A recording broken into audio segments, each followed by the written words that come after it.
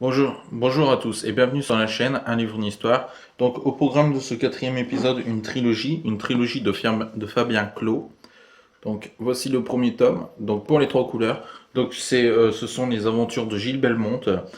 C'est une série d'aventures maritimes qui se passe à la fin du 18e, 19e siècle, donc pendant les guerres napoléoniennes. Donc on est 10 ans après la Révolution française. La France révolutionnaire est en guerre contre la plupart des États monarchistes. Donc l'aventure de la trilogie se passe principalement entre la France et l'Angleterre. Donc, et parfois avec la relation qu'avait la France et l'Angleterre avec les États-Unis d'Amérique, qui était encore une jeune nation.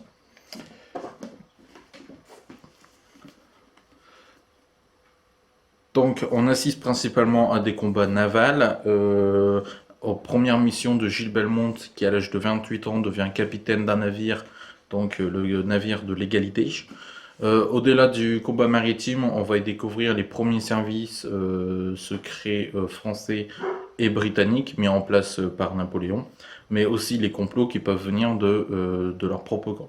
Donc Gilles Belmont, c'est un jeune homme de 28 ans donc, qui devient capitaine du navire de l'égalité. C'est un proche infidèle de Napoléon qui soit confié à travers ces trois romans d'aventure, puisque les trois premiers tomes sont sortis, aussi le troisième tome. Donc le quatrième tome doit sortir fin d'année 2019, début d'année 2020.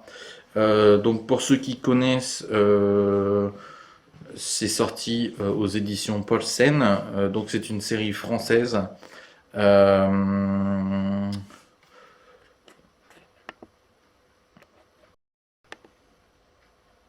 donc c'est une série romanesque. Alors on va y découvrir aussi la place des femmes à la fin du 18e, début 19e siècle. Donc notamment avec une fille du gouverneur de la Martinique qu'on va voir à travers les trois épisodes, mais de manière plus importante. À la fin du premier roman qui s'appelle Camille Desmarais. Donc les points forts de cette trilogie, pour l'instant trilogie, c'est le fait que ce soit une aventure maritime.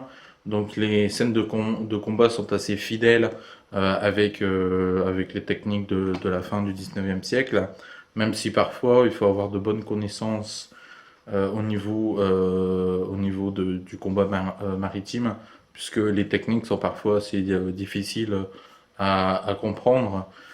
Sinon, le capitaine Belmont avec Camille Desmarais forment un bon duo.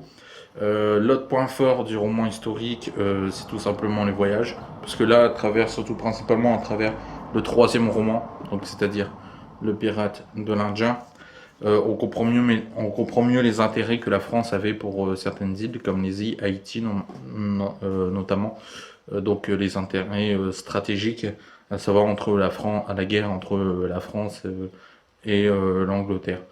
Cependant, dans les trois romans, parfois il y a quelques longueurs, donc surtout dans le tome 2, donc qui est celui-ci. Donc des longueurs dans le sens où tout simplement l'histoire a beaucoup de mal à avancer. Hop. Alors, sinon, pour la France du 19e siècle, on apprend beaucoup de choses, notamment que pendant les guerres révolutionnaires, donc à savoir entre la France qui était en guerre contre l'Angleterre, la Russie, donc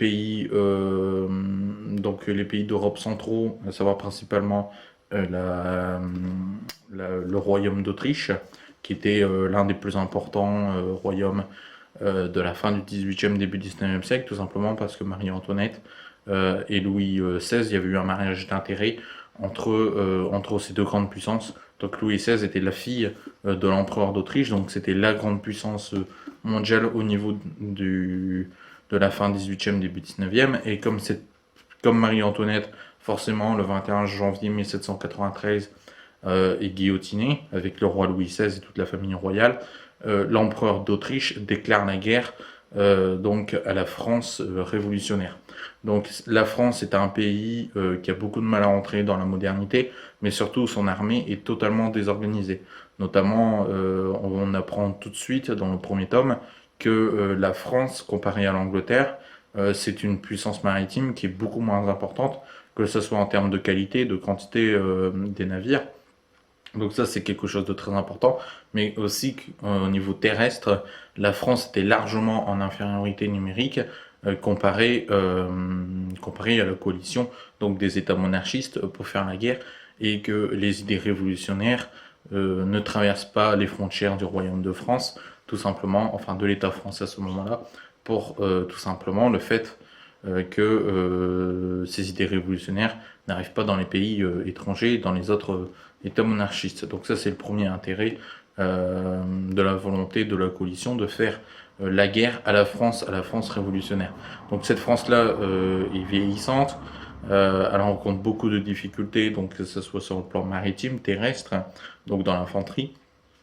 Mais cependant, la volonté donc de l'auteur, c'est tout simplement c'est de mettre en avant donc des hommes mais aussi des femmes qui ont permis que la France et ses idées révolutionnaires, à savoir la République, tout ça, subsiste, et le fait que tout simplement la France ne revienne pas à une monarchie, mais continue de se développer, notamment avec Napoléon Ier et Napoléon III à partir de 1870. 1852, pardon, puisque c'est en 1870 que la République finalement sera bien adoptée par les Français à travers la Troisième République. Donc avant d'aller plus loin dans ce roman-là, donc maintenant on va décortiquer un peu les romans les uns après les autres. Donc c'est vraiment une série qu'il faut découvrir. Il me semble que l'auteur principal le plus connu, c'est avec un livre qui a été adapté, pardon, ça doit être Patrick O'Brien, quelque chose comme ça, avec le film Master and Commander.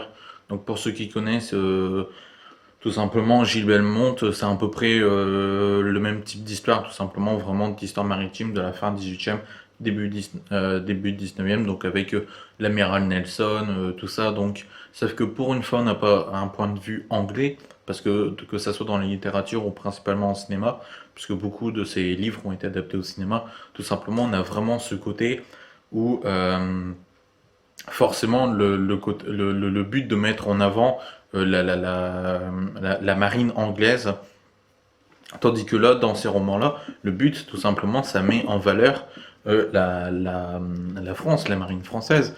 Et c'est vrai que c'est quelque chose qu'on n'a pas forcément l'habitude, en termes de littérature, de voir donc l'état, de connaître un peu l'état de la flotte maritime française, comparée à celle de l'Angleterre.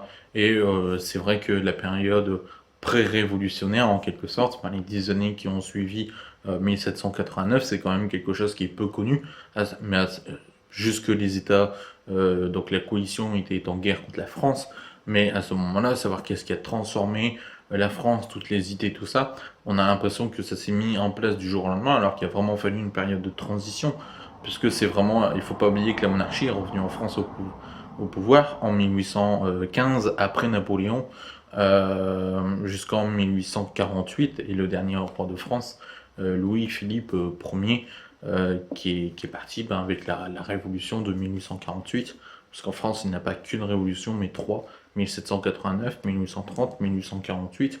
Donc les deux dernières sont beaucoup moins connues, et pourtant elles ont profondément marqué le paysage français, et il me semble que c'est seulement avec Napoléon III qu'on va commencer à parler donc de suffrage, même si c'était un suffrage censitaire, il me semble, donc à savoir qu'il fallait gagner un certain revenu mensuel ou annuel pour pouvoir aller voter. Et évidemment, on était loin du suffrage universel direct comme aujourd'hui, puisque c'était mis en place par De Gaulle en 61-62, il me semble, avec un référendum. Donc, pour décortiquer pour les trois couleurs, donc là, on apprend à connaître forcément l'auteur, le personnage principal, donc à savoir J. Belmont. On découvre que la jeune marine républicaine se consomme sur les cendres de la défunte royale, donc pour parler de l'Angleterre. Donc vraiment, l'état de la France est vraiment catastrophique. Le capitaine J. Belmont en est parfaitement conscient, qu'ils n'ont pas la supériorité, qu'ils sont en train de perdre la guerre. Et donc, le rôle de ce premier roman, c'est vraiment de découvrir les personnages, de s'approprier d'eux et de s'approprier de cette période à savoir 1798. Donc vraiment les 2 dernières années du XVIIIe siècle. Donc le deuxième tome, c'est pour le trésor des Américains, pardon. Donc là, dans celui-ci, donc il est beaucoup plus court en termes de pages, puisqu'on est à 330 pages, donc ça se lit très rapidement. Le premier, il me semble qu'on est à plus de 450, donc ça fait quand même plus de 120 pages de plus. Et donc dans le deuxième, tout simplement, c'est une mission qui est confiée à Gilles Belmont, à savoir tout simplement récupérer donc le trésor des Américains. La France a aidé les États-Unis donc à faire leur révolution contre l'Angleterre en 1776. Donc même si elle est beaucoup intervenue à partir de 1778 jusqu'en 1783, donc la fin de la guerre d'indépendance des États-Unis. Surtout au niveau maritime, puisqu'à ce moment-là, la flotte, justement la flotte française, avec Lafayette, était vraiment la plus grande avec l'Angleterre. Donc tout simplement, le but, c'est de ramener un trésor pour que les Américains, alors voler un trésor aux Américains, pour considérer que la dette que les Américains ont eu vis-à-vis de la France soit tout simplement annulée. Donc, sauf que ça va se faire par un vol. Celui-ci, il est nettement il est moins bien, pas nettement moins bien, mais bon, le premier est vraiment génial, donc on a vraiment envie de découvrir le deuxième, même si on est un peu déçu par le deuxième. J'ai préféré, comparé au deuxième, le Pirate de l'Indien. Donc tout simplement, celui-ci se passe aux Antilles, mais aussi au niveau des îles d'Haïti, on va aussi dans le Pays de Galles, donc vraiment on voyage quand même, et à la fin, donc hop, on a ceci. Donc ça nous permet vraiment de savoir donc tout simplement le parcours hop, de l'égalité, donc du navire. Donc un trajet qui dure 9 mois, une mission qui dure 9 mois. Donc tout simplement le but c'est que les pirates dans les Antilles prennent trop de place et tout simplement il faut envoyer un certain nombre de vaisseaux et le vaisseau l'égalité en fait partie. La fin est plutôt pas mal et dans la relation entre Camille et Gilles, celle-ci continue de se développer. Donc voilà pour les 3 romans, donc c'est vraiment pour l'instant une très bonne trilogie à découvrir. Le 4e tome sort en fin d'année, voire début 2020, mais il me semble que c'est fin d'année. Donc je pense que c'est un livre que j'achèterai neuf. Et voilà, et enfin je vous remercie d'avoir regardé cette 4e vidéo si vous avez été jusqu'au bout. Et n'hésitez pas à mettre un pouce bleu, à vous abonner et à mettre un petit commentaire éventuellement parce que oui, il y a des choses à améliorer. Donc je vous remercie beaucoup et passez une excellente fin de journée.